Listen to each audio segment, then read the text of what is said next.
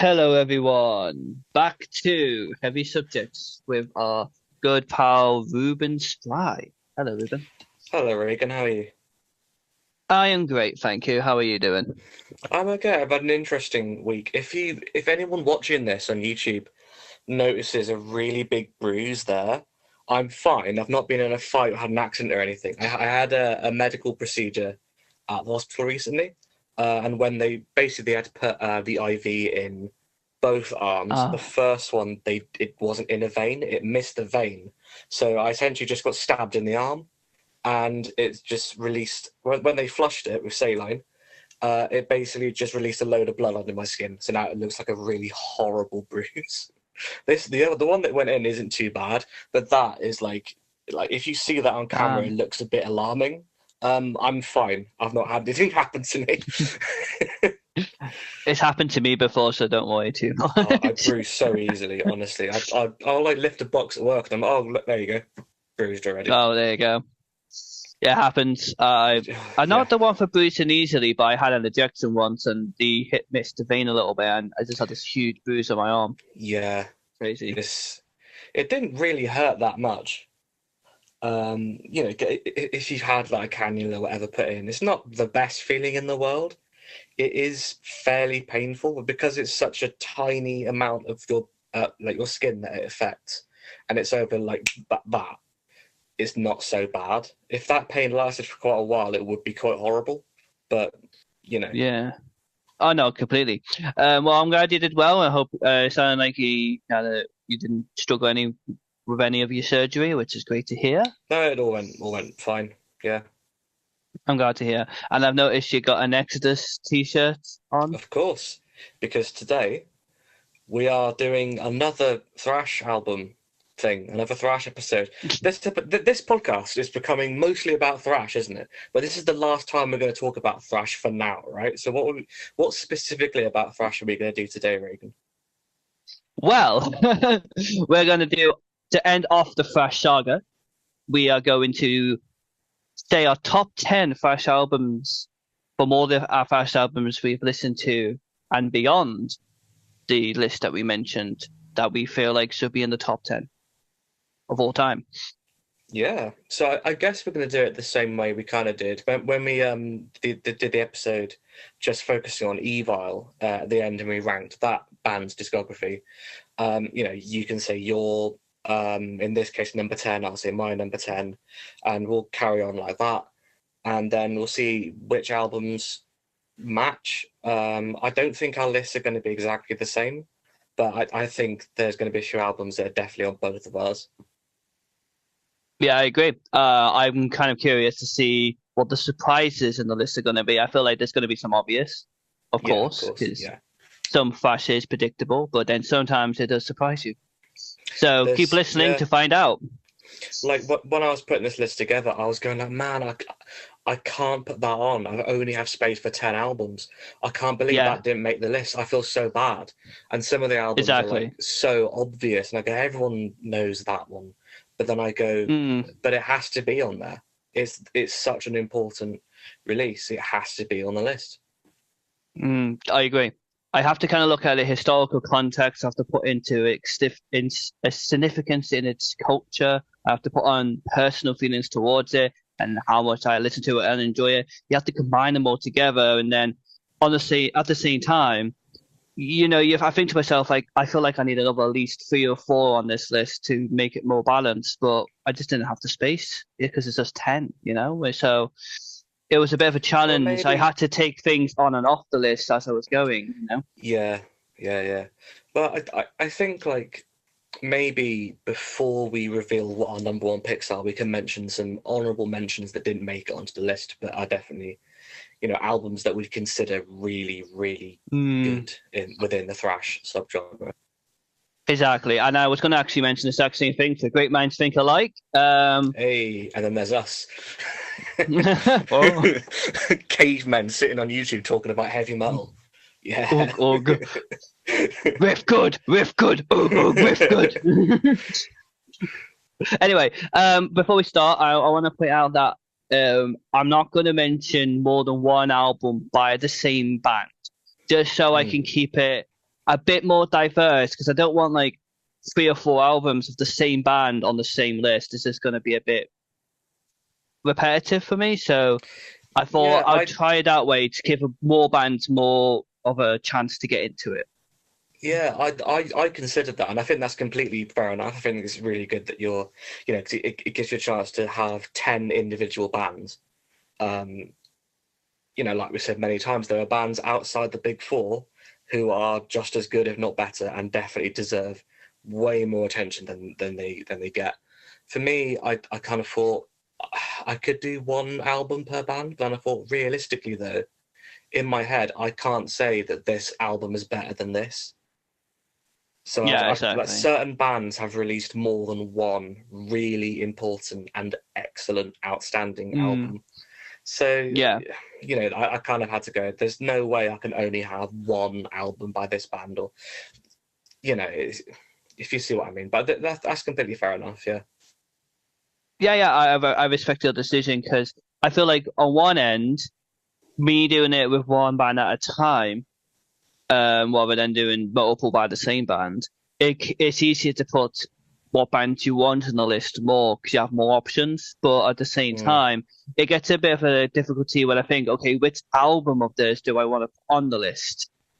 And that's tricky because sometimes some albums are so on par with each other. You're like, oh, I don't know.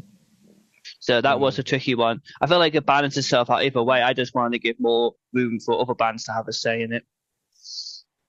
Yeah. So hopefully there's like at least between us, um, a lot of different bands to each other. Yeah, for sure. Yeah. Okay, So excellent. So, Ruben, I'll let you lead on with the okay. first one. So my number 10, and I really wrestled with this. It was Mm, so hard, like I say, to go, what is number 10? Because mm, I wanted to put this band or that other band or another band, and I thought I have to just pick one. And the thing is with mm, this, my opinion might change. By the time this episode goes out, we're recording this in what, mid-May, but this goes out at some point in June, I think, maybe July. By then, my opinion may have mm, changed. But for right now, my number 10 thrash album of all time is Agent Orange by Sodom, which was released in ooh. 1989, which was a fucking good year for metal. Um, what can you say about that album? It's absolutely amazing. It's one of those albums you listen to it and it's like a blueprint for how to write thrash. And I love his voice. It's bordering on like black metal style vocals. Just Mm, that super, you know, just the title track, the way he snarls Agent Orange. It's so aggressive, and I it's just so fucking love good. it. It's so good. Yeah. So Honestly, I that's respect it. yeah, one of the of course the Teutonic Big Four, along with Creator, who are amazing, and Destruction, who are also amazing. And Oh of yeah, course for sure. Tankard, who are fantastic. So yeah. Mm, So what I was your number respect that. 10? Uh, yeah, okay. Well, interestingly enough, it's a good transition because my number 10 is a Creator album. It's Okay. Coma of Souls. Oh, that's a very solid choice. Yes, I was struggling with which is the best Creator album, and I had to choose Coma of Souls because it's their peak for me, where you can see the increase in the songwriting capability, the arrangement capability, the lyrical content is spot on both like its vocal performance as well as its political commentaries. It's just an all round good album of theirs, and I feel like I love when the sun burns red so much. I mean, Common of Mm. Souls is great as well, great riff, but when the sun burns red, it's just my favorite Creator song I think of all time. Yeah, fair enough. I mean, I can't argue with that. It's an absolutely amazing album. So, do you want to give us Mm. your number 9 then? Number Ah, 9? yes. Number 9? Nine, nine, nine. Not that type of podcast. So my number 9 is Annihilator with the album Never Neverland. Okay. So, you decided not to go with the obvious one. Alice, is it Alice in Hell, the first one? Alice in Hell, yeah. Yeah, yeah. Though this was a tricky again. This is where I had a tricky moment because I love both of those albums, and I was thinking which is the better one because obviously Alice in Hell was the debut of theirs, and it was really good. I really enjoyed that album, and it's a particularly good album, favorite to listen to. But so is Never Neverland. But I felt like I've listened to this. I find I listen to this more often, and also I think for me, when it's a Coben replaced Randy, who was on the previous album for vocals. Right. Though Randy had more aggression, I feel, or maybe more menacing, depending on how you want to look at it. I feel like he's got his range and technical skills are definitely a step up in the band. If that makes sense. I feel like some of the arrangements are fantastic. So I feel like the songwriting overall, thanks to the added technical aspect of the vocals, I feel like I prefer that. However, I will have to say, it was such a close between those two. I was really struggling for ages, though which one up on. But I just went with Never Neverland because I just personally found myself listening to that more. The production's clear as well. It's a really good production, and sorry, everyone. Yeah, so yeah, the guitar tone though is a little less grimy, I suppose. It's still a nice overall warm tone with a very good clear drum tone. So I can kind of go into the production a bit more. Depends on what you prefer. I feel like this is less raw, but at the same time not so polished that it's too much. It doesn't sound real. It sounds real enough, but polished at the same time. And I feel like it's just a great balance for me. Yeah, fair enough. I hope that explains it all. Sorry, I was trying to get the right words. So, Reuben, your number 9. My number 9 is it's an album from the new wave era of thrash. I think it's from was it 2007 it came out? It might have been 2009. Oh. It is The Art of Partying by Municipal Waste. Ooh. Yeah, it That's is. good. It is the musical equivalent of being at a party with a can of beer, with your battle jacket, your suicidal tendencies cap on, and your Nike high tops, and just getting absolutely bladdered. It's like a concept album about a party from an 80s movie. That's what it feels like. Municipal Waste are amazing. I've seen them twice live. Just the riffs are ridiculous. So many riffs. So much good thrash. Like Sadistic Magician, Headbanger Face Rip. The closing track, Municipal Waste is gonna fuck you up. It's literally like the perfect crossover album. It's just fantastic. I love it. I mean, I can't argue. I respect it. I mean, it's a great album. It was. I feel like it's a fun album. Like, if you want fun, go to Municipal Waste.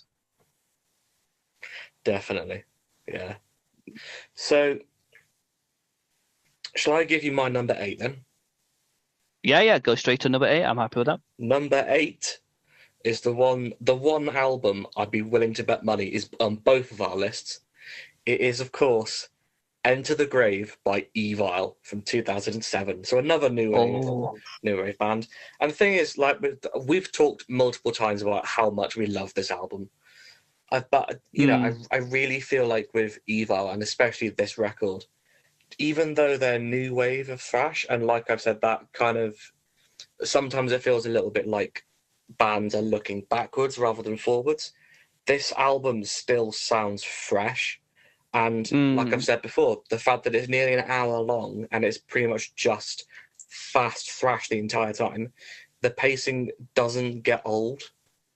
And it's just got some absolute bangers on there, Armored Assault. I forget the name of the song, the one about gladiators. We Who Are About to Die. Yes, absolutely love We're Here About to Die. It's so, so good. They played it when I saw them.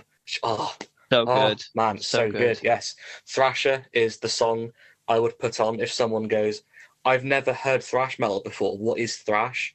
I'd go, just watch the song, listen to the lyrics, or listen to the song rather, watch the video. But it's thrash metal condensed into 50 minutes of just fantastic music. I mean, again, a very respectable choice on the top 10. I won't talk too much about it for future reasons, which will come to fruition. However, very respectable choice. Amazing album indeed. So I will transition now to my number 8. Mine is also a new wave, and it comes from around, I think, 2008, and it's Toxic Holocaust, and it's an Mm, overdose of death.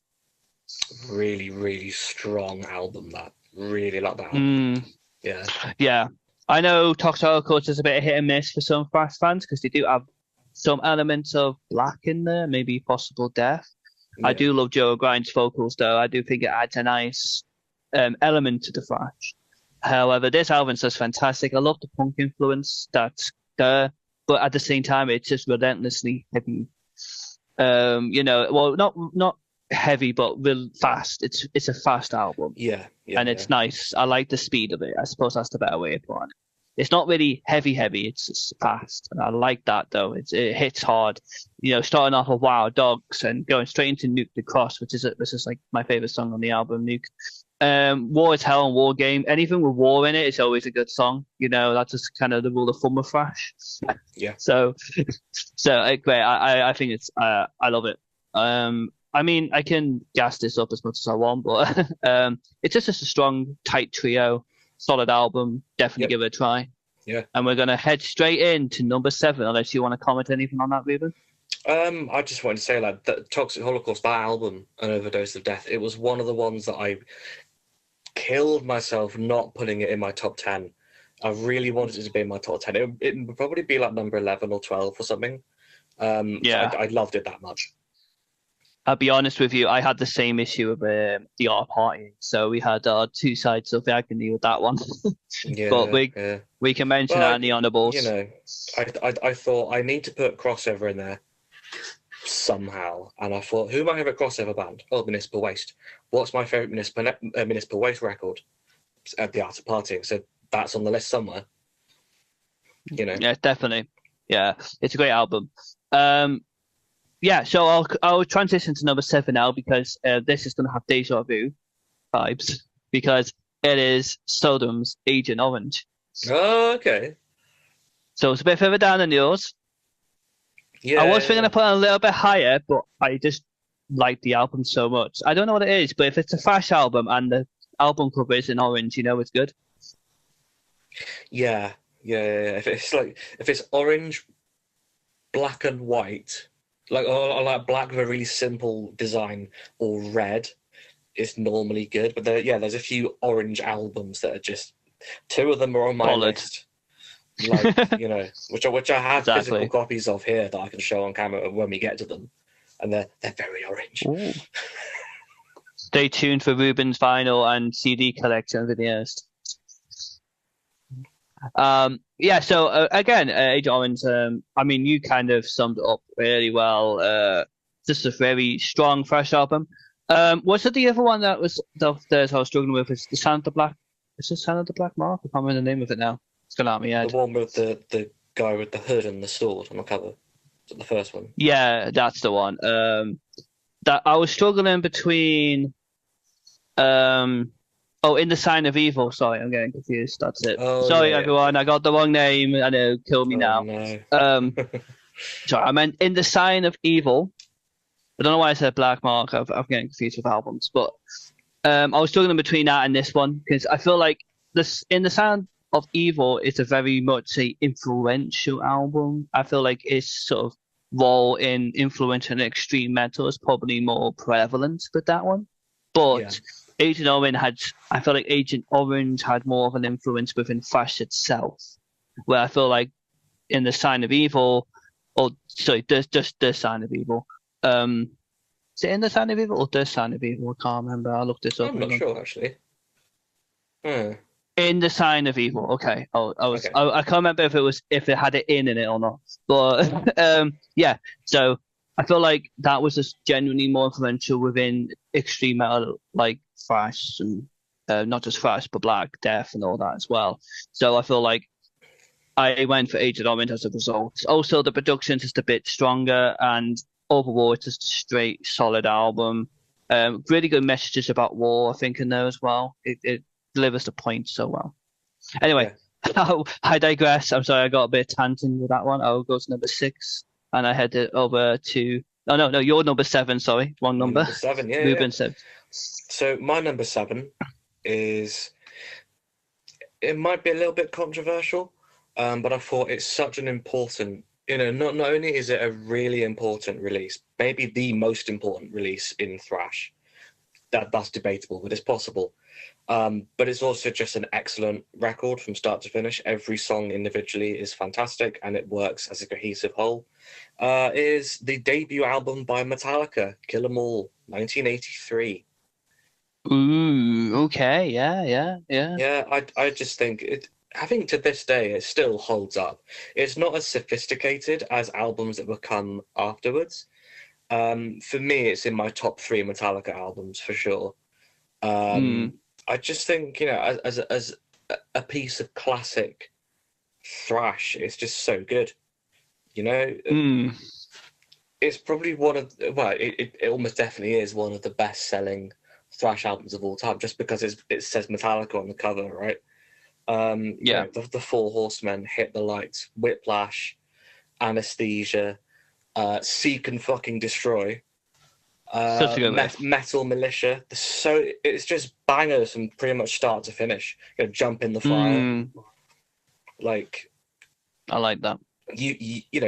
say what you want about Metallica now and the state of them since the 90s, but you can't deny Kill 'Em All is just bangers. It's banger after banger. I completely agree. It's a great album. I think in terms of its significance, its cultural impact on thrash is undeniably there. Like it's Yeah. without that album, thrash wouldn't be thrash, really, I feel. Well, I think we both agree, the statement that but it wasn't the first time that a band had played like faster kind of metal, but for us, it's the first true thrash metal album. Mm, yeah, they shaped it as a genre. Yeah. Yeah, so I completely agree. We will get probably Metallica again soon, I'm assuming. So Probably. probably, but it's a very strong choice. I'd like to expand a little bit more on it in the future, well, in later on in the video, I mean. But for now, I think I'll head on to my number six, if that's okay. Unless you have any more comments, Ruben. um, no, I think I've pretty much summed it up. Yeah. Yes. Oh, awesome. So, sorry. So my number six is again an album that wasn't mentioned, nor a band that was mentioned in our episode, but I felt like it's definitely worth a mention. And it's a band called Demolition Hammer, and the album is known as Epidemic of Violence. And Right. holy Yeah. shit balls! I mean, spank my ass and call me Susie. This is fucking heavy for the first album. Honestly, it's so aggressive. It's like it's almost a bit like the idea of Possessed, where it's thrash, but it borders into how heavy thrash can actually be, if you know what I Yeah. mean. But it's a thrash album, so I put it on here. I mean, Skull Fracturing Nightmare is such a strong start for an album, and it hits you in the face. It literally feels like it's fracturing your skull as you listen to it, and that's amazing. Um, I feel like it's I don't know. It's just I can gas this up so much, so I won't go too far into it. But God, the drums are addictive to that album. The way they sound production wise, but the way they performed is solid. It's amazing. One of the best drummers in thrash, so underrated. Um, the way the vocals are kind of harsh, like thrash, but they're bordering. Like if they went any harsher, it would just be death metal, if you know what I mean. Yeah. Yeah. Um, the way they just transition between either being insanely fast or insanely groovy with an added punch in the face. It's like it's one or the other, right? And there's no in between. That's all you get from the album, but it works. I have to give a quick mention to the artwork by Michael Whelan. Again, he always pops up. It's a good cover. It's a really good cover. It's actually called Lovecraft's Nightmare Part B, I think. Because Part A was Cause of Death album cover, which is a death metal, as we know, which we will probably get to in the future videos. But I just want to say this is actually a second part to that album artwork, if you didn't know. Cool, yeah, nice. A little bit of trivia for you all. I'm done with mine now. I feel like I've say what I have to say. I'll leave it to you to go to your one. So my number 6 it's a classic. It's by this band on my shirt, and the thing is, when I say it's by Exodus, what other album could it possibly be but Bonded by Blood from 1985? It is probably the best album by a band not in the Big Four, like a thrash band who aren't in the Big Four, rather. It's just incredible. It's everything you want from a thrash album. It's aggressive, it's raw, it is energetic, it has riffs up the arse. Like, what more can you say? You know, like, it's just, if someone has never heard thrash, like I said, you should put on the song Thrasher by Evil. If someone has more time, they want to listen to an album, put on Bonded by Blood by Exodus. It's that good. You know, yes, for sure. Again, the title track is like a thrash anthem that explains what the genre is about. I mean, I agree. It's an amazing album. That's all I can say about it at this point. It's just very I don't want to good. reveal too much. Okay. So, shall I do my number 5? No. Yeah, go on. Sorry. Okay, all right. So I've just been a dick. Sorry. All right. So my number 5 is. I mean, this surprised me how low it was, but just by processes of elimination, I go, well, I can't say it's better than that, and I can't say it's better than that, and I can't say it's better than that.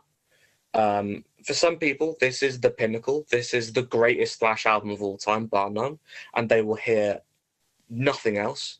For me, it's number 5. It is Slayer with Rain and Blood from 1986. It is what I would call a perfect album.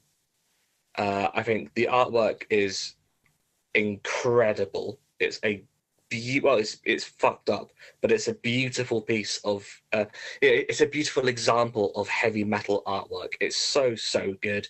It's if you haven't noticed before, it's full of dicks. There are multiple. Next time you look at the album cover, look at the guys. I'm getting it up now. they've all got erect penises. You've never realised that, but when you know it's there, you can't unsee it. But yeah, what can you say about this album? It's a fucking masterpiece. Angel of Death, the title track, Jesus Saves, Altar of Sacrifice, Piece by Piece, Necrophobic. Like, it borders on grindcore in some cases. It borders on death metal in some cases. It borders on, like, hardcore. Some of the riffs are very, like, hardcore punk kind of sounding. And it's 28 minutes long. It basically hits me over the head and then just fucks off, and it's perfect. And are you looking at the artwork right now? Yeah, sorry. Go on. Do you see what I mean? They've all got their dicks out. I don't know. I can't. It's one of those things. If you don't know it's there, you don't realize, and then you sit, and then you can never unsee it. Yeah, like, I mean, respect, I suppose. Dicks out, right? I love Free Willy. It's a great movie. Yeah. Anyway, I did Yeah. listen to your points. I promise that they were really good points, and it is a fantastic album. Rain and Blood is like the one of the most iconic riffs in all thrash. I mean, Well, let's face in it. all of metal, it's not In Mel, only yeah. it's not only one of the best thrash albums. I think it's one of the best metal, or indeed rock albums ever made. It's one of my Mm, favorite albums of all time for sure. it's fan. Yeah, I can completely respect that decision. It is a great album. Do I go So to my what's number five, or yeah, I was go just for gonna it. say sorry. What's your number five?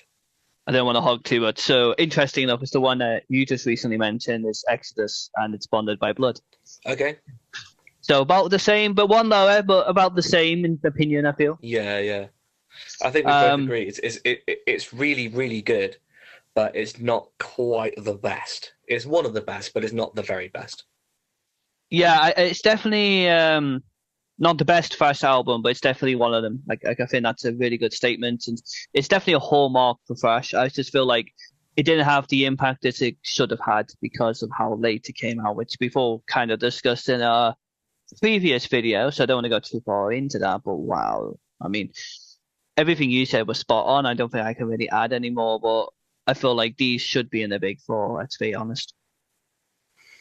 Um, if you Or at least a big ignore, five. yeah, if you ignore the criteria of being in the big four, that you also have to be successful in the sense that you are making thrash more popular and therefore you're helping the smaller bands. But the real problem in the big four is so many people only listen to the big four. And it's so Mm, annoying that I understand there yeah, being a big four. These are the four most important bands that you should know, but they're so much more successful than most other thrash bands, and that really annoys me. definitely. I feel like my issue is that when you show someone a thrash song from a thrash band in any way, they always say, "Oh, it either sounds like Metallica or Slayer or Megadeth." So it just Yeah, sounds like that, and that's it, and that's all you get. And I'm like, but it doesn't. It's just because it's thrash. But yeah, they have their own sound if you really listen to it. yeah. And I feel like excuse me, like with the big four, it feels like the big four are like the gods on Mount Olympus, and all the rest of the thrash bands are just the normal people on the bottom, and it shouldn't be like that. The big Yeah, I four agree. shouldn't be on a pedestal. They should be on the same level as everyone else, but they're just like the more important to the genre, I suppose. But that doesn't mean that other bands aren't as good. I mean, Mm, Anthrax aren't even on my list at all. So what does that do? well, snap really on that one. So yeah, no, I mean, it's number four now, isn't it? We'll carry on from Exodus because I felt like we discussed it quite close together. So don't want to go on too much for the viewers. Sure. So I head to my number four. Yep. And now we are going to the big four as a result from this, and it's Megadeth. And I had a again because I'm only choosing one album. I was very much torn between two, but I Yeah. had to go with Rust in Peace Okay. Yeah. because I was torn between this or Peace Cells. I really was, and it was quite a hard decision. I think that's fair because for me personally, Rest in Peace is my favorite Megadeth album. Mm, I kind of feel like Peace Cells probably would have had more of an impact on thrash. Um, mm. but Rust in Peace is like it's just that good, isn't it? Yeah, I feel like it had a bigger impact overall in metal, Rust in Yeah. Peace, because it's such an iconic album. I mean, I think like one of the things that really attracted to me is the riffs, like Hangar 18, Holy Wars, and I mean, Holy Wars was like Megadeth's answer to Master of Puppets, let's face it. Yeah. So, just it's such a good song, and I just feel like I just naturally listen to this album more than Peace Cells because it just feels more solid, and that's why I put it there over Peace Cells because I feel like Rust in Peace is what I prefer to listen to personally, but Peace Mm. Cells is more influential overall within thrash metal, I would say. So Yeah. it Yeah. was a torn between those decisions, but I just went a bit selfish and went with my own personal feelings. I feel. I mean, it's not an uncommon opinion, and most people would say that it's the best Megadeth album. Um, I'm sure I'll talk about that album in a bit, probably. Spoilers. Mm. So do you want my number four now? Yeah. Hello. Right, so my number four is also a Megadeth album, and it's this one. Peace Sells, but Who's Buying, from 1986. Beautiful. And this one is signed by, I got it signed by David Ellefson, who, less said about that man, the better. Obviously, I got it signed before what happened.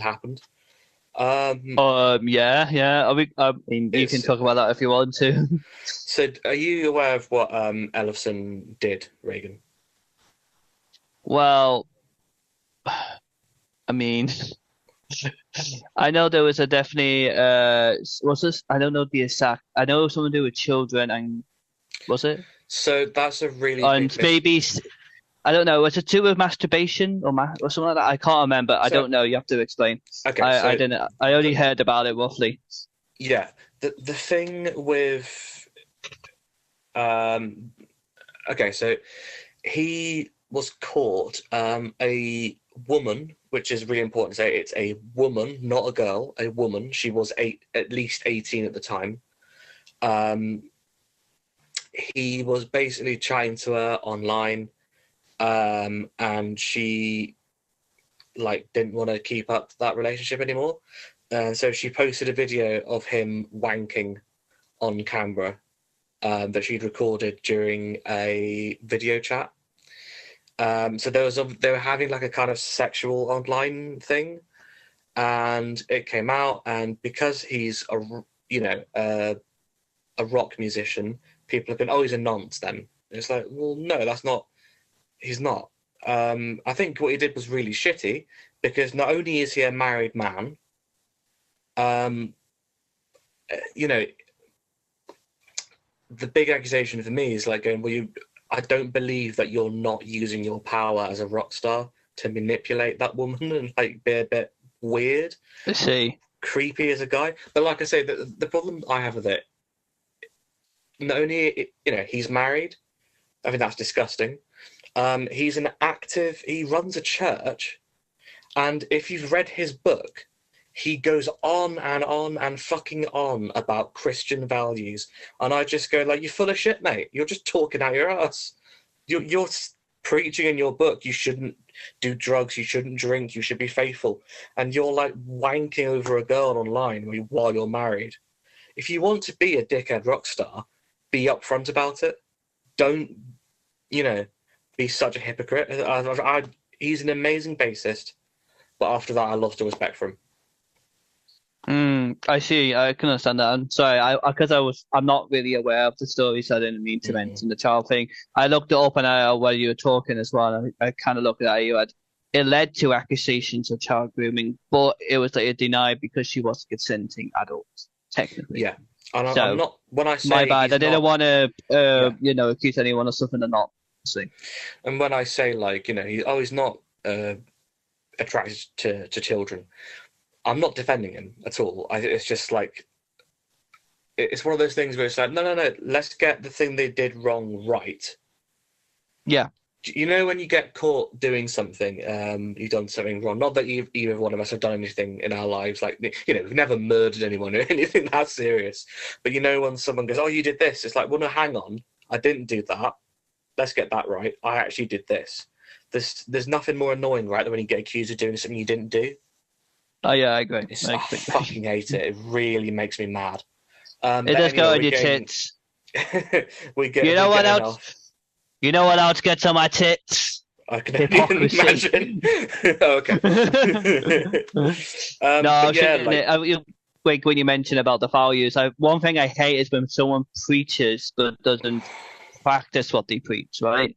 They preach and say about adultery, but then commit it. They will preach about being about sobriety, but not practice being sober. You can't preach it and not do it at the same time. I just kind of feel like unless you're genuinely trying to help someone and you're admitting that you're also a flawed human being, just mind your own business. Yeah, Just we're all don't flawed. tell people what to do.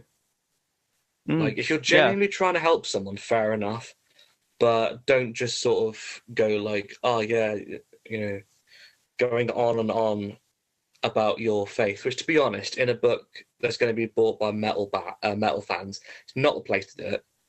Like, if you want to write a Christian book, go write a Christian book. I don't know. That's just, I'm not having a go at Christians or any faith. If you believe in something, that is your right. It's more when it gets political that it starts to piss me off. But yeah, that I all see. said, it doesn't take away from the legacy of the band and this amazing album. Looking at the track Yeah, of listing, Wake course. Up Dead. Wake Up Dead is my favourite Megadeth song. The Conjuring, the title track, Devil's Island. Every single song is great, and it's not too long. That artwork is by Michael Repka, and that's his name. Sorry, Ed Repka. It's fantastic. I wish I had it on Oh yeah, vinyl because that artwork's amazing. again, anything orange is always good and thrash. Yeah, there you go. It's always the way. An It's the rule of orange, thumb. well, an orange album with planes and the sky in it. So Absolutely. yeah, And yeah, some sort of exactly. militaristic theme. Yeah, no, for sure. And yeah, no, it was interesting. Got a bit political there, but I'm always, not in the words probably. I'm always happy to go a little bit political. Long don't go too far off. Anyway. So can I just chuck in my number 3 because it's one you've already mentioned? I'll be nice and I'll let you chuck your three in. Okay, so my number 3 is Rust in Peace, which is also by Megadeth. Again, Okay. Yeah, it's one of those Nice. albums, isn't it? There's like a few people would say, "Oh, it's the best thrash album," bar none, and they'll hear nothing else. Yeah. It's one of the absolute very best albums in thrash for sure. It's one of the greatest metal albums in general. Yeah. Every single song is amazing. It's a great Yeah, great. journey from beginning to end. And all your points are really good, I think, talking about it. It's Rust in Peace. It's iconic for a reason. Oh yeah, it is, and it's like I said, everyone musician-wise did a really good job on the album. Like, Yeah, there's always something that points out about the drums or the guitar or the bass in that album at some point. That was, it's the classic Megadeth lineup in it. Dave Mustaine, that bass player we've talked about, Nick Menza on drums, the amazing Marty Friedman on guitar. Yeah, Marty Friedman, so good. Yeah, definitely worth a mention with that one. So, am I okay to head into my number 3 now? Yeah, of course. Since we went to the same album twice, then that's quite interesting. So my third is Slayer, and it isn't Raining Blood. Oh, so what? It was a major contender. I was torn between two, and one of them was Raining Blood, but I had to go with Seasons in the Abyss. Yeah, I can understand that. I feel like it was a tough one because I love Raining Blood. I do. I really do. But I do have a more nostalgia tied to Seasons in the Abyss. I feel like I listened to it a lot. And looking at it, you have War Ensemble, Dead Skin Mass, the self-titled Seasons in the Abyss, which are some of the best Slayer songs around. And I feel like I love Raining Blood, but I feel like overall I prefer more of the songs on Seasons of the Abyss, where Raining Blood has fewer songs to point out. I think overall the entire album, Seasons of the Abyss, had more consistency with its songs in terms of like how good they are for me personally. However, again, it was a tough decision. I really enjoyed both albums. Yeah. I think for me, I personally prefer Raining Blood. That's just my personal preference. And I think it's more iconic and it's more influential for the band. For me, I get what you're saying. Seasons in the Abyss is more diverse and it has more songs that kind of stand out. I mean, to be honest with you, apart from the title track and Angel of Death, the rest of the songs on the album tend to get a bit forgotten. I love all of them, but for me, it feels like, because it's so short, it's 28 minutes. It feels more like it almost becomes one really long song, or like, especially because some of the Yeah. tracks go together without any gaps. Like Yeah. what's it called? The track before Rain and Blood, and then the title track are like one without any gaps. I think for me, I'd rather listen to a short, sharp album which is just thrash and nothing else than Yeah, an I album understand that. that's like 45 minutes, 43 minutes ish, and is a bit more kind of not all over the place. It's a bit more spaced out. I think I prefer, if I want to listen to Slayer, I want to listen to like sort of the heaviest, fastest stuff. It does depend on mood, and I feel like I said, it was a tricky decision because I felt like Rain and Blood is just a hit in the face. But I felt like Seasons of the Abyss just had more going on, and that's why I kind of lent towards it. Yeah, it feels more like you're watching a movie where Rain and Blood feels like I just want a quick, short punch, you know? Yeah. So it depends on what your mood is. Like sometimes if I feel like I want something short and quick and fast, I will put on it. But I find Seasons in the Abyss was a bit more nostalgic for me as well. So again, it's a bit of a self decision when it came to it, but at the same time, I feel like it's still one of the best albums. Yeah, for sure. Hang on, who's going first now? Because I think you went first twice. I'm confused. I think it's gone a bit muddled. You can do your number. You've been doing your number 2 now, haven't you? Yeah. I can do my number 2. I mean, I know I'm not forced to go first. I'm just confused. I get confused easily. Yeah. So my number 2 is the obligatory Evil album, Enter the Grave. That's very high. Yeah. Yeah, it is, and why? Because I'm a whore for that album. It's simple as that. But I feel like 2 reasons for this. One personal, one general. I feel like we talk about how influential these albums were for the original thrash scene, which is true. Yeah. However, we have to put in a consideration how important this album is to the new wave of thrash. How important it was to keep thrash alive was this album. This album made thrash stay alive. Like when people were getting back into thrash with the new wave of thrash, because I remember this album coming out, like I mentioned. Well, not coming out, but around about the time it did. Yeah. Everyone was listening to it who was getting into new wave of thrash. Everyone knew Evil. That was like the start. That's like Evil was like the gateway for new wave of thrash for a lot of people, and I feel like that's so important, just because it brought it back. So I feel like culturally, its significance towards the genre was important for that, and also just genuinely, as you mentioned, it's a fantastic, well-written album that's full of nostalgia at the same time, from my perspective. So, the intro. Fantastic. Enter the Grave. Thrasher. It's basically like it's the anthem. Thrasher is the anthem for new wave thrash, and I feel like no one can really dispute that. And First Blood. With the Rambo references, great riff. Are We About to Die? It's one of the best riffs of all time, especially the intro. When after the clean bit, so good. And Arm of the Soul. Like you mentioned all these already, but God, they're all good. I can just listen to this album and just enjoy every minute of it. So I had to just keep it at number 2 for all those reasons, because I'm a whore. Yeah. So okay. So I'll do my number 2, and then I think we should have some honourable mentions before we both reveal what our number 1 is. Yes. Cool. My number 2 is not Orange, but it is by Metallica, and it is this album. Can you see that? Yes. It's called Ride the Lightning. Look at that. You don't even need to read it. You can just see it.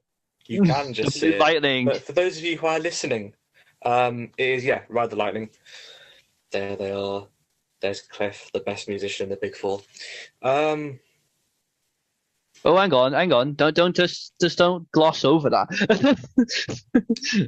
What? Do you think he's the best musician? Okay, yes. I mean he's a great. I mean that's it.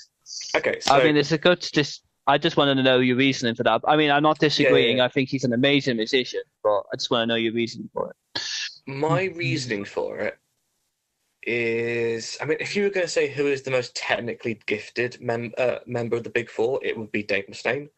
Um, but I feel like being a good musician isn't just about being able to play really, really fast and complicated stuff.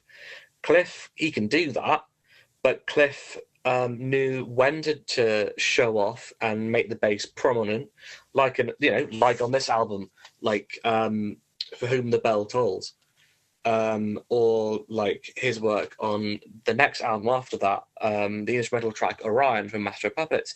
He knew when to make the bass really prominent on songs like that, but he also knows when to just play for the song, because the guitars are the guitars are the most important part. The guitars and drums are the most important instruments in thrash, and Cliff understood most of the time, just play the fucking part.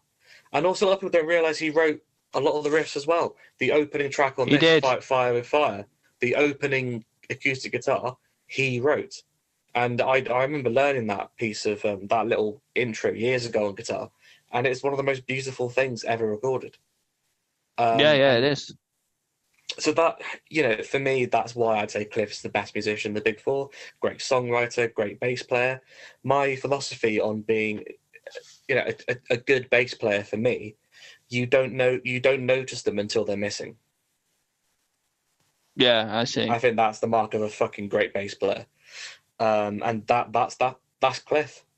He is just, and the Yeah, attitude as yeah, well. If you watch footage of them playing live around this era, 84, 85, just watch Cliff. He's so fun to watch.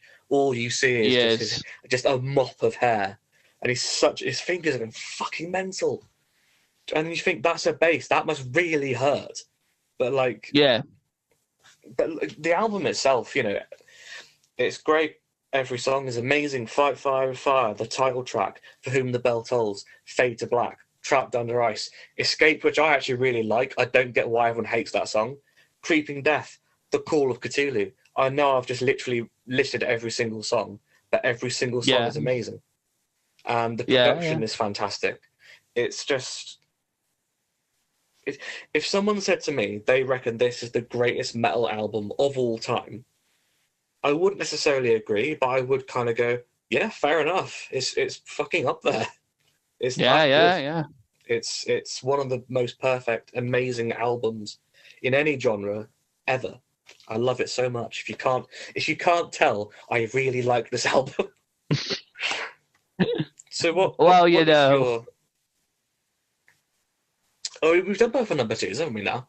yeah, Okay, number two so is done. we've And I both done respect number your number twos two. on camera. And I will have to point out, I actually agree that Cliff is the best musician. I just wanted to give you, I didn't want to, I wanted you to have I wanted you to say the opinion without any influence from me. I just wanted to be backed up freshly. Do you think it's interesting that the best and worst musicians in the Big Four are in the same band? I know. It's weird, that, We isn't it? talk, All right. we talk about Lars is clearly the best musician in Yeah, metal. I'm sure that's what Lars would say. So, okay, a few honourable mentions then. I'll give you some ones that I really Yeah, want to yeah, put on the go list. ahead, go ahead. Like I said, Toxic Holocaust with an overdose of death. Let me get up the list actually, because we've got a really long thrash list. So, Yeah. Seasons in the Abyss would have been on there. South of Heaven would have been on there. There's no Anthrax on there, but I mean, Among the Living could have been easily on my list, and as is Persistence of Time. Overkill, I really wanted to put The Years of Decay as my number 10, but I thought I like Sodom a little bit more. Yeah, yeah. I could have put the first Megadeth album on there. Or there was no Creator on my list. I love Creator. I could have easily put on Pleasure to Kill or Violent Revolution or an album like that. Interesting album I didn't put on there. I didn't put Seven Churches by Possessed on there because for me, I don't class it as thrash. I think it is death metal. It's far too aggressive to be thrash. That's just my opinion. If it was going to be included at all on my list, it would easily be in the top 10. I think it probably would have taken the place of Sodom. Sepultura.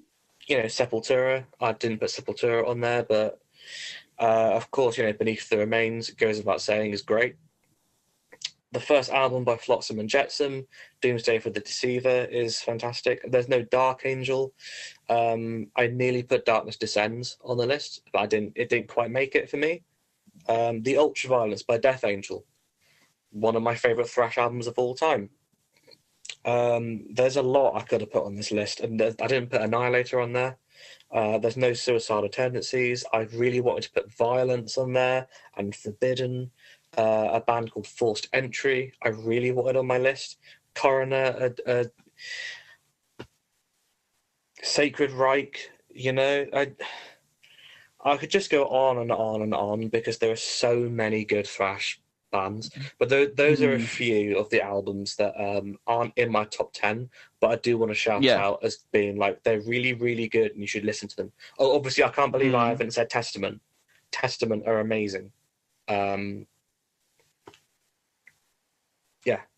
No, I mean, I was going to say with me and my honorable mentions, because you basically went through the whole list there and said everything. I'll just point out what was on the list, but I took off. In terms of, obviously, the bands, because I'm only doing one album per band, I'm just saying as I go through the actual band itself, what albums I was going to choose, but I didn't end up choosing. But these are the bands that I wanted to put on there, but I didn't get to. So I did want to put Among the Living by Anthrax, because that was originally number 10. But then I took it off to replace it with Coma of Souls. But I just, it was a tricky one to take up to do later. I do quite like that album, but it's just shaved off the list just about.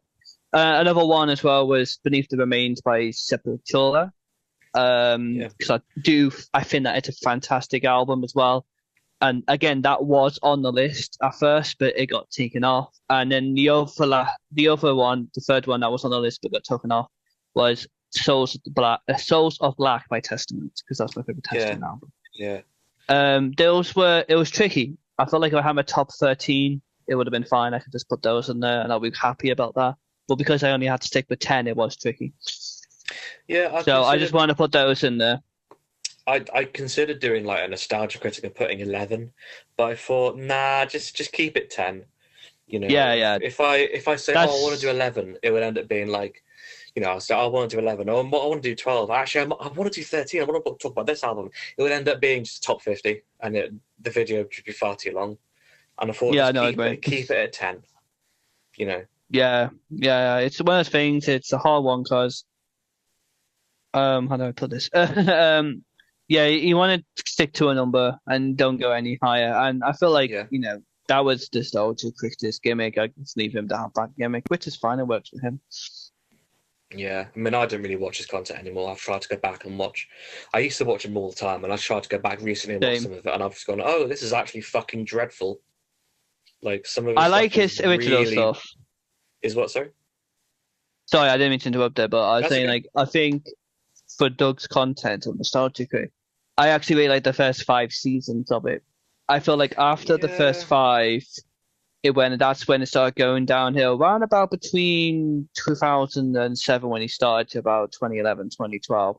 That's the first era of Nostalgia Critic. I really enjoyed that, but it kind of went downhill after that. Even then, some of the older stuff, I think some of the jokes are just like, that's just not funny. His weird obsession with like Looney Tunes and like, I mean, if you want to watch a really, actually, I'm not going to mention that one, but like, some of the jokes just go on for too long and a bit weird. Where his content got really fucking bad is when he started not using clips from the films, and he got like the Channel Awesome team to act out scenes from the film. Some of that, some of the worst online content I've ever seen. And I've seen a lot of dodgy online content. Careful there, boobs. It's all PG. It's all PG. But no, I mean, I think there's something endearing about it. Like, especially the very old Nostalgia Critic when you first started, it was very much him just having fun. I felt like, and I could feel that, but I think it became too much of a business as he went on. But anyway, I don't want to. This ain't a nostalgia critic episode. We can do our very own thing on that, and maybe for another podcast if you want to. But we'll go to number ones, I think. Okay, so what is? I think there's a slim chance we might have the same number one. I don't think we do, but okay, fair enough. So Reagan, what is your number one thrash metal album of all time? I think it's good for me to say mine first because it's a mirror for what you just said, and it's Ride the Lightning.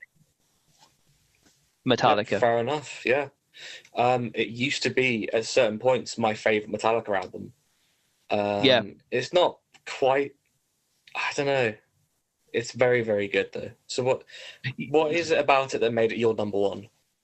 Okay, so again, I wanted to point out in terms of honorable mentions, I did want to mention that Kill Them All and Master of Puppets were strong contenders too, but yeah, I've always loved Ride the Lightning more ever since I heard it. I've always been, this is my favorite Metallica album, and it's still my favorite Metallica album from the first moment I heard it. So I wanted to point out that it's worth honorable mention for the other ones, especially Kill Them All with the cultural significance towards the thrash scene. But Ride the Lightning is when they perfected it. Kill Them All is like the proto to, well, no, it is thrash, but it's like Ride the Lightning was when they perfected. That's it. Yeah. That's when they perfected the sounds. Can we also just mention as well the fact that they went from Kill 'Em All to Ride the Lightning in about a year? That's such a leap in quality. Kill 'Em All's great. Yeah. Ride the Lightning is like a different band. It's another level of excellence. It's astounding that Ride the Lightning is so much of a leap forward in that short amount of time. Yeah. I completely agree. I think as well, I'll have to probably contribute that a little bit to Fleming, I feel. Yeah. You know, sure. From Sweet Silent Studios. I think he really helped shape the sound to what we know Metallica to be. Yeah. So I feel like he was like kind of like the background of that, but everyone did the role and he did really well. So, also for me is the cold atmospheric feel. The whole album, provokes so many emotions with that. Like it feels cold. It feels like, you know, I'm listening to this and I'm in a snowy mountain on my own, and it's harsh, but it's amazing. You know that it can convey that just feeling by listening to it. So yeah, you know, the gut-wrenching feelings from Fade to Black, and you know the riff to Ride the Lightning and the solo to Ride the Lightning. God, it's Kirk's best solo by far. It might be my favorite ever Metallica song. It's definitely one of them. Definitely. I mean, I feel like Ride the Lightning has the best Kirk solo. Fade to Black has the best Metallica clean riff. Cliff, as you know, from Whom the Bell Tolls, is the best bass riff that Metallica has, probably just edging over Orion, though Orion's amazing too. I mean, and then is it Ride the Lightning where it has that middle riff where it goes dun dun dun dun dun dun dun dun. Oh, that's Fade to Black. Is that Fade to Black? Sorry, I'm getting confused. Which one's which? My bad. My brain's a bit everywhere today. So Fade to Black. So it has the best clean riff, the best distorted general riff of Metallica. Ride the Lightning has the best solo, and it has the best bass riff from Who the Bell Tolls. Has the best of each part of the musicians, and I feel like that's what makes it amazing. Yeah, no, that's a really good point. I hadn't considered it. All four musicians, even Lars. You know that the drumming in Fight Fire with Fire is good point. So good. Like I don't really like Lars. I don't rate him as a drummer, especially not anymore. But you have to. To be fair, I kind of forgot to mention Lars in that statement because I forget he's. Sorry. The drumming is, especially on Fight Fire with Fire, is amazing. Every single member, I think, has a moment or a song where they stand out. Definitely. But it's also worth noting that even though that is the case, the album also feels really cohesive. and it's paced perfect. It's the perfect length. It's not too short, not too long. Hmm. Every song has its own identity while being part of a bigger whole. Yeah. I agree. It's for a lot of people, it's Metallica's best album, and I don't disagree. For me, it's not my number one. Um, so if you want to hear my number one now, Yeah, yeah, go on. Go on. okay, so I think it's really obvious what it's going to be because none of us have mentioned it yet. It is, and the thing is with this, before I do my number one, I know it's an obvious choice, and I know people are going to be like, "Oh my god, most of Reuben's top five was the big four. What the fuck?" That's fine, that's fair enough. I get it, but there's a reason they're the big four, or at least these three bands are in the big four, right? I'll just say that. So my number one is Master of Puppets by I thought it would Metallica. be. It's got orange on it and the sky and a militaristic theme. It's like the grave, the memorial site at for D-Day in France. It's got a soldier's helmet there. What can you say about Master of Puppets that hasn't been said before? It's one of the most iconic albums in any genre of all time. It is. I understand people saying that they prefer Ride the Lightning. I have for a long time. Recently, I've kind of gone, no, Master of Puppets is the best Metallica album. I think it's essentially Ride the Lightning, but just that little bit better. Not that it sounds exactly the same as Ride the Lightning, but it's formula wise, it's very similar, and it's in its construction and pacing. You know, you open up with Battery, the fast, thrashy one. You have Master of Puppets, the title track, which is just an epic long song that with a sort of middle part and then back to the main theme at the end. You've got a really heavy, just headbanger with a thing that should not be. Welcome Home is a ballad that gets heavy towards the end. And then, for me, the best track on this album, and probably my favorite ever Metallica song, is Orion. Because Cliff, that's his song. Most of it is written by him. All the parts in that song that really stand out to me, apart from there's a few guitar solos and riffs, are basically the bass. But he's thinking of it in an orchestral sense. I mean, for me, the reason why this is the best thrash album of all time, I don't know. It's just good. Like, every single song is perfect. Yeah. You can't argue. I understand if someone would say, "Well, actually, I don't think it is the best thrash album of all time because it's not aggressive enough. It's not heavy enough. There's much heavier thrash out there." But I kind of feel like, for me, this is the ultimate example of a thrash album being very sophisticated and very ahead of its time. But at the same time, it's still very firmly thrash. They don't go too far into different categories. Make no mistake, this is pure thrash. It's just about as progressive and out there as thrash can get while staying very firmly within that box.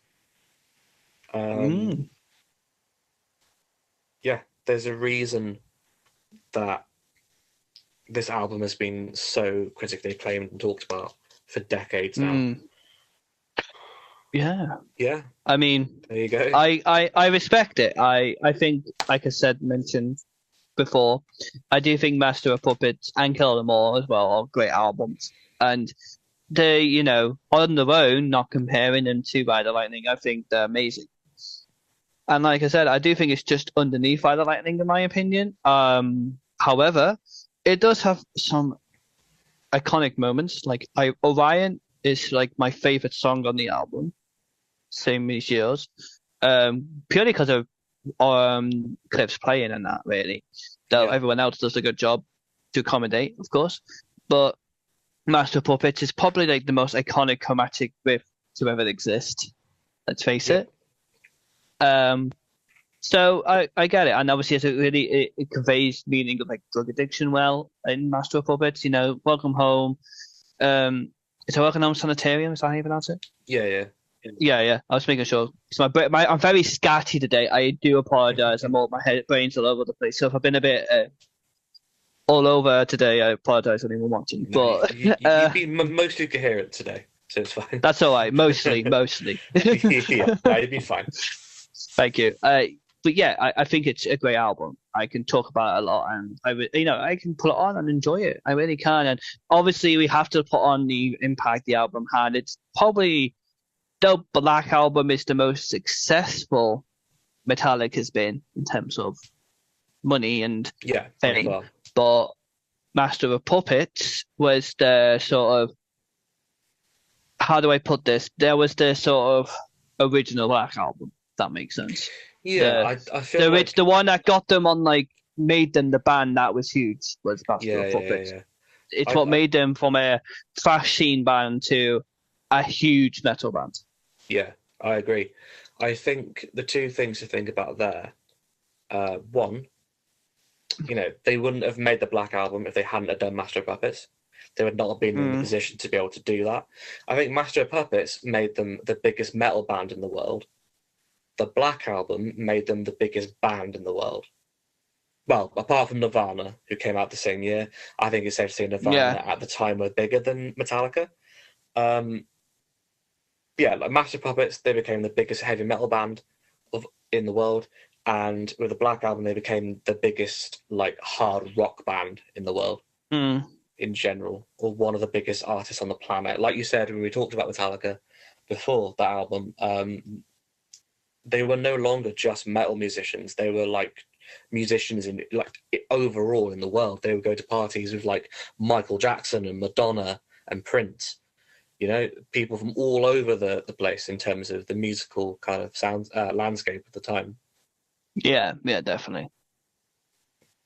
So, well, I mean, that's great. I enjoyed that. It was really good. That was fun. We should definitely do some more rankings of genres in the future. I don't think we're going to do a ranking for every single subgenre.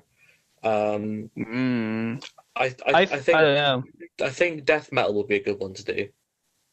Oh, obviously, do a prog metal one, but I definitely want to do thrash, death, and black. Straight up, I do want to do a top 10 of those three. Death. I'll have to brush up on my black metal then.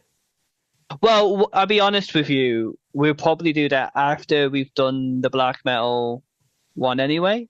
So like when we've done the whole discussion. So we'll just do it after that. That way you will be well brushed up, like you mentioned, for everyone to listen.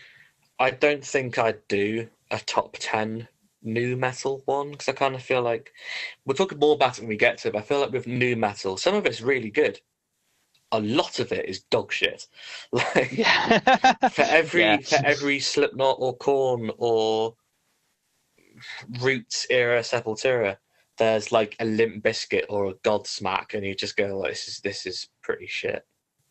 I feel like, again, we'll talk more about it when we get to it. I feel like Static X really straddle the line between excellent and crap. They're like almost so bad they're good.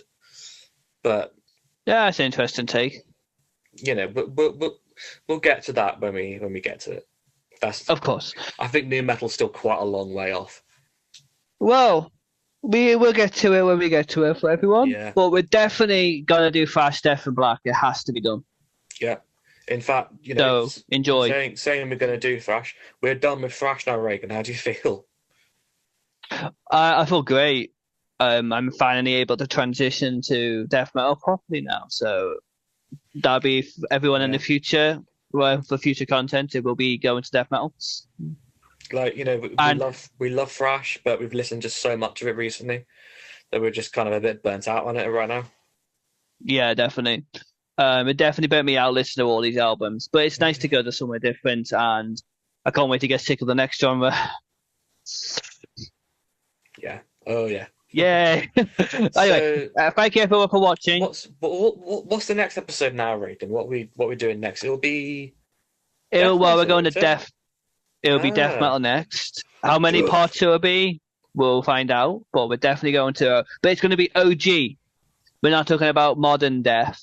which we will get to, but we're going to talk about the Yeah, OG death metal. I And think we'll do. I think we'll do like a similar thing we did with thrash, where I think death metal's too big and too diverse to talk about in one video. We probably will end up doing multiple videos on it. definitely no two ways about it. Yeah, I think at the moment, I'd quite like to focus on death metal overall as a whole and kind of mention like other things it's developed into, like deathcore and grindcore and that, but mainly focusing on like just OG death, Well, I feel like classic grindcore is death going to metal. be a bit separate. I feel we're going to do grindcore separate to death, That but it yeah, will that end will up be its own conjoining. video. Yeah, Yeah, because you get to gore grind and you get to noise gore, and it's like, what the fuck have I gone into? there's so much. Yeah, but I think But it's it'd be interesting. yeah. So yeah, next Yeah. episode is death metal. For now, anyone who's watched, thanks. It really means a lot. Yeah, there you All right, go. excellent. No, I'm happy with that. All right, guys, you take care of yourself and you too, Reuben. Yep. And it was great speaking to you all. See you later.